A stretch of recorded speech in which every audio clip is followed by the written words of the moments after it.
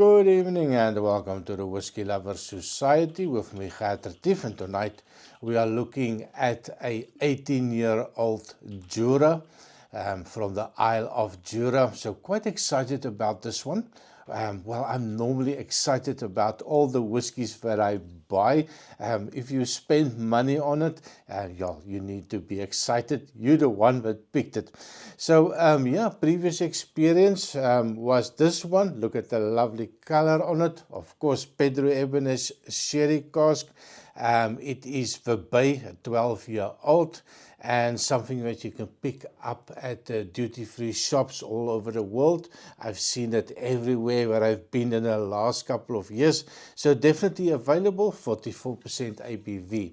But, so was quite curious when I saw this 18-year-old available to give it a nosing and tasting. It is, of course, a single malt whiskey. It is from the Isle of Jura and the Jura distillery, also 44% ABV. Not sure why they stick to the 44. Why not just up it a little bit into 46 territory? That would have been nice. It is a red wine cask finish from the Bordeaux region in France. So quite excited. I always struggle a little bit with the wine cask finish. So yeah, I will keep on trying until I find what I am looking for. It is a little bit of a hit and miss for me.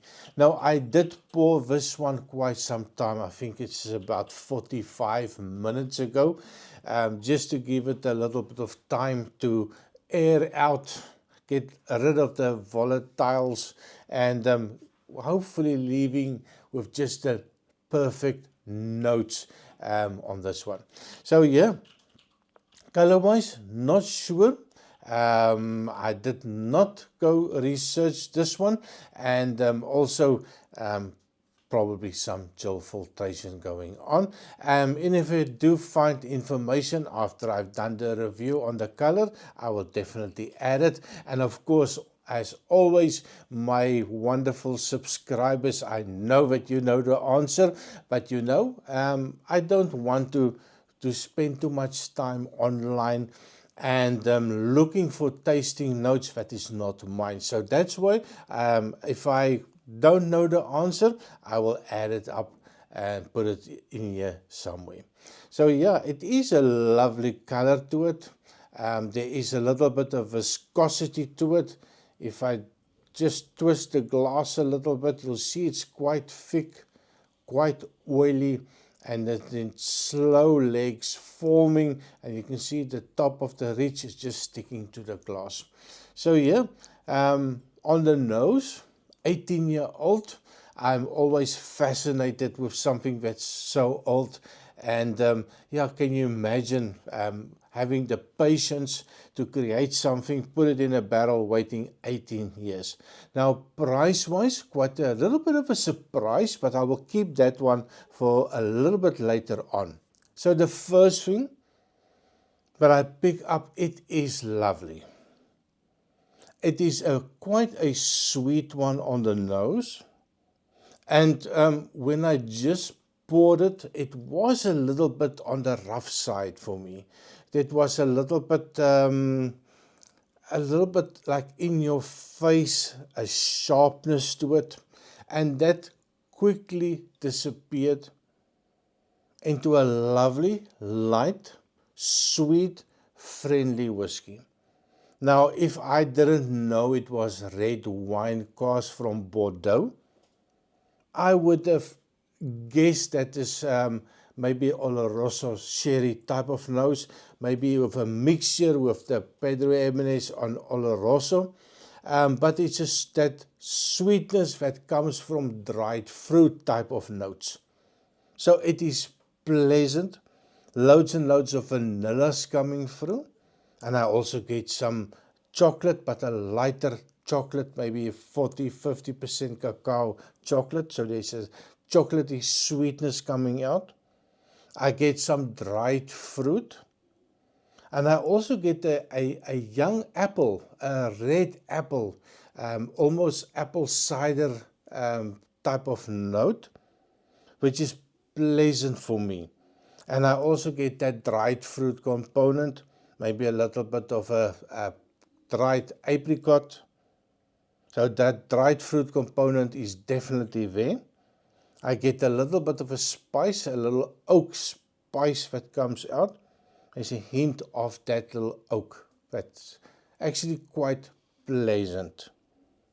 And I get a hint of a cinnamon, but just a very faint hint. Not every time that I go back.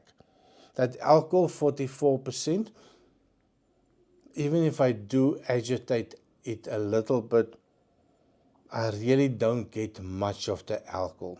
So maybe if they knew what they were doing, on proving it down to 44, but it is really lovely on the nose. And of course, before we taste it, please remember to like, share and subscribe, and help out some kids in South Africa with the ad revenue. So on the taste, cheers.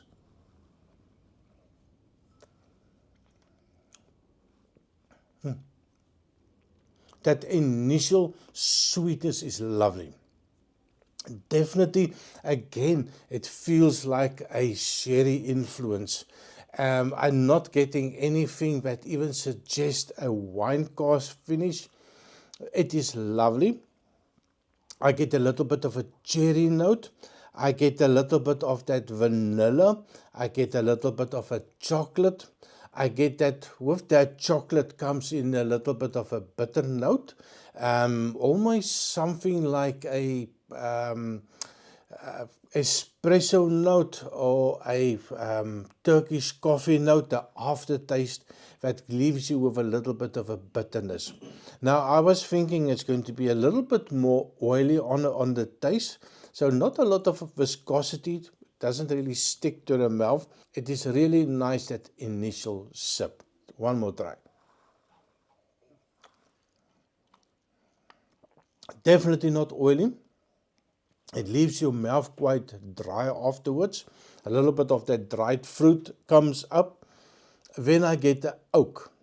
Now, 18 years old.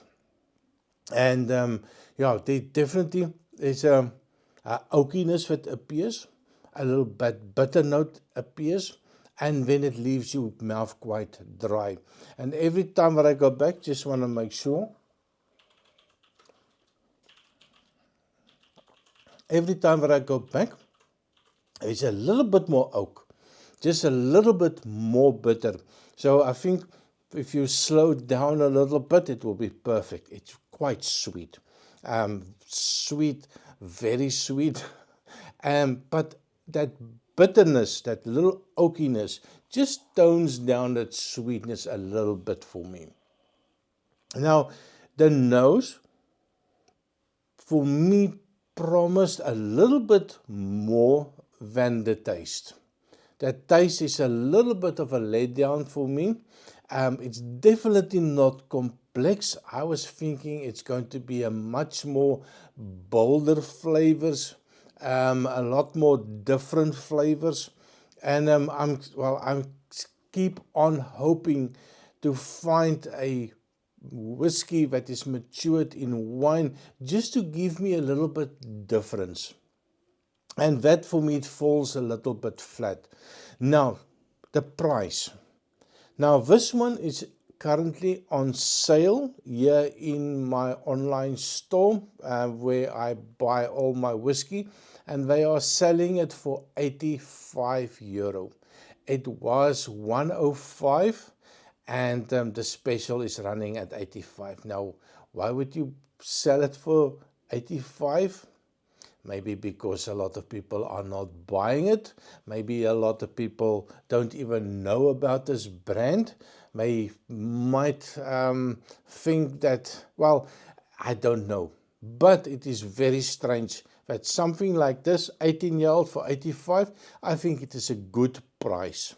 Now, definitely not going to add water to it, but of course, I have to do a little bit of a comparison. This is the Bay 12-year-old, and this is the 18-year-old. Now, the Bay, of course, Pedro Ximénez, lot more color. Again, I'm not sure, I can't remember if it was colored or not, but definitely the Bay is much more darker. Now, nose-wise on the Bay, now Pedro Ximénez, the only thing that is always strange for me is that little rubber note that comes out. Car tire rubber note. And surprisingly, if it's done correctly, and it's not overall car tire air like the Dutch whiskey. I'm not going to mention the name again. I've done enough damage. But its sweetness, it's so intense, so Pedro Ximénez sweetness. And I do like this one so much. Just want to try it quickly. Oh my word, the taste, zero oak, zero bitter notes. It's a very sweet whiskey. Of course, I am a sweet guy that loves a sweet whiskey. But compared to the one with the wine cask, the 18-year-old, it's much lighter but still quite sweet. And that dried fruit component, very difficult to pick for me. But if I have to pick one and you put if I have to really have to pick one, I must say, the 12-year-old for me is going to beat it every time. What do you think? Which one would you pick? The 12-year-old Pedro Ximénez or a red wine cask 18-year-old? What is your preference? I know for the people that don't love the super sweet ones, will probably pick the 18-year-old. What do you think about that price point of €18.5? I think it is a bloody good price. So leave a comment. Let's talk about Jura.